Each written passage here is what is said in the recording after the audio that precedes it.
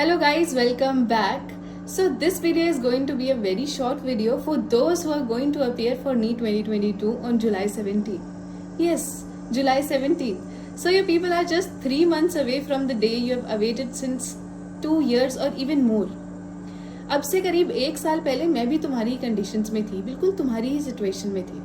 डर लगता है ना, कभी कभी मन करता है कि यार इन 3 महीनों के 3 साल बना दे और प्रिपरेशन करें.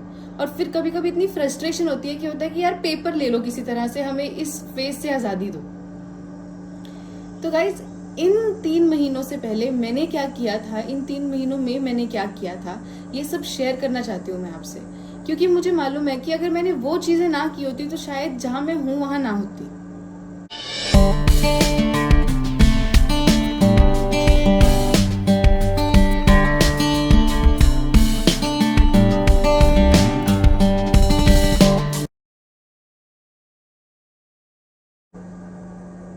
सो सबसे पहली बात पर आते हैं, and that is inorganic for me.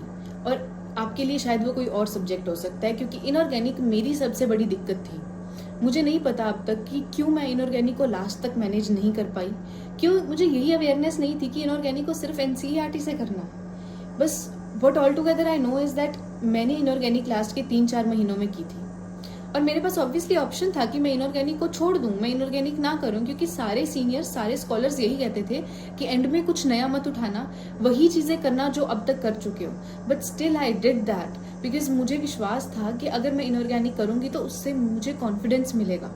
और अगर मैं नहीं करूंगी तो मैं एंक्शियस हो जाऊंगी उस सब्जेक्ट को लेकर. मुझे ऐसा लगता रहेगा कि यार मैंने कुछ छोड़ा है, उससे मेरे पेपर पे फर्क पड़ सकता था. So what I did was that मैंने इनऑर्गेनिक के सारे चैप्टर्स 15-20 दिनों में पढ़े थे. उसमें जो इम्पोर्टेंट लाइंस थी वो मैंने नोट की थी, और उन इम्पोर्टेंट लाइंस के साथ मैंने प्रीवियस ईयर क्वेश्चंस नोट किए थे. क्योंकि प्रीवियस ईयर क्वेश्चन से मुझे आइडिया लगता था कि कौन सी चीज़ पर कितना फोकस करना है, कितना डिटेल में फोकस करना है इस सब्जेक्ट पर. तो मैंने लास्ट के जो ये सेकेंड लास्ट और थर्ड लास्ट जो मंथ था उसमें इनऑर्गेनिक की थी. तो यार अगर तुम्हें ये आइडियोलॉजी अपनानी है ना कि कुछ नया मत करो, वही चीजें करो जो ऑलरेडी कर चुके हो, do that in the last month. But अगर अभी 2 महीनों में तुम्हें कोई ऐसा टॉपिक मिल रहा है जो तुम्हारा वीक है, तुम कर सकते हो, तुम्हारे पास टाइम है, तो प्लीज डोंट लीव दैट, उसको कर लो. दूसरी बात आती है फिजिक्स की फॉर्मूला शीट. फिजिक्स की फॉर्मूला शीट जो थी वो मैंने भी पेपर से 2-3 महीने पहले ही बनाई थी, जिसमें मैंने 11th-12th के सारे फॉर्मूले कुछ शीट्स में लिख लिए थे. बिलीव मी, ये फॉर्मूला शीट बहुत काम आती है लास्ट मंथ में. और नीट के एक दिन पहले I remember I was revising this formula sheet. So you must do it now. तीसरी बात आती है टेस्ट सीरीज. तो यार टेस्ट सीरीज देने के बाद तुम्हारी ड्यूटी खत्म नहीं होती है. उन टेस्ट्स को एनालाइज करना है, जो क्वेश्चंस गलत किए हैं उनको सॉल्यूशंस के साथ एक नोटबुक में लिखते जाओ. मतलब this is what I did. तो तुम उस नोटबुक को एंड में रिवाइज, जैसे हमारी जो टेस्ट सीरीज थी वो बिल्कुल लास्ट डे तक चल रही थी. नीट से एक दिन पहले भी टेस्ट था, पर मैंने लास्ट के जो 15 डेज हैं वो वाली टेस्ट सीरीज को मिस कर दिया था. क्योंकि मैं नहीं चाहती थी कि मेरा ब्रेन एग्जॉस्ट हो, मैं चाहती थी कि मेरा ब्रेन एक एक्टिव ब्रेन हो जब मैं पेपर देने जाऊँ. इसलिए मैंने लास्ट के 15 डेज की टेस्ट सीरीज छोड़ के वो क्वेश्चन आंसर नोटबुक जो थी वो रिवाइज की थी, जो मैंने पहले वाली पार्ट ऑफ टेस्ट सीरीज से बनाई थी. और वो सारे चैप्टर्स रिवाइज किए थे जो भी हमारे नीट के सिलेबस में है. सो थोड़ा सा पार्ट ऑफ टेस्ट सीरीज अगर तुम छोड़ देते हो, that is not a wrong decision. This is what I want to tell you. और ऐसा जरूरी भी नहीं है कि तुम वो last part of test series छोड़ो. दैट डिपेंड्स अपॉन यू कि तुम्हारी प्रिपरेशन किस लेवल की है. But I am telling you what I did. So I left the last part of the test series, और उस टाइम में मैंने वो क्वेश्चन आंसर रिवाइज किए थे जो मैंने पहले के टेस्ट सीरीज में गलत किए थे. So you can do that.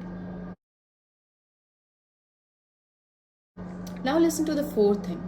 अगर तुम्हें एक भी मोमेंट ऐसा रियलाइज हो रहा है कि किसी फ्रेंड से बात करके या फिर कोई भी और काम करके तुम्हारा टाइम वेस्ट हो रहा है, please stop it right now. ये बस लास्ट वक्त है तुम्हारी प्रिपरेशन फेज का, थोड़ी सी मेहनत और. सो please don't waste your time in these 3 months at least. So the fifth, last and very important चीज, जिस स्टेज पर तुम हो उसमें तुम्हारी सबसे बड़ी ताकत है तुम्हारा कॉन्फिडेंस, जिसे तुमने अपनी पिछली 2-3 साल की मेहनत से गेन किया है. प्लीज अपने इस वेपन को लूज मत करना. जब जाओगे तो अपने इस वेपन को अपने साथ लेके जाना, क्योंकि नीट की जंग को जीतने के लिए बिलीव मी तुम्हारा कॉन्फिडेंस ही सबसे ज़्यादा काम आएगा तुम्हारे। इस वक्त अगर मैं खुश हूँ तो वो इसीलिए क्योंकि नीट से पहले मैं कॉन्फिडेंट हो चुकी थी इस बात को लेके कि जितना किया है उस पर कॉन्फिडेंस रखना है, उसको अच्छे से करके आना है। This is what you have to do and believe me what you deserve you will get. All the best.